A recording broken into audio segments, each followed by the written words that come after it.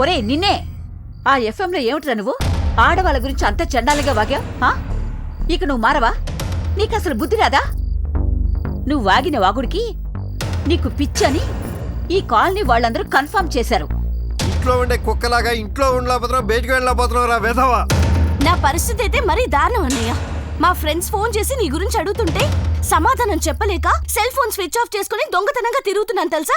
ఈ రోజు ఎఫ్ఎం రేడియోలో నువ్వు వాగిన చెత్తవాగుడికి ఉడికిన ఆఫ్బాయిల్లా ఉందిరా మా పరిస్థితి.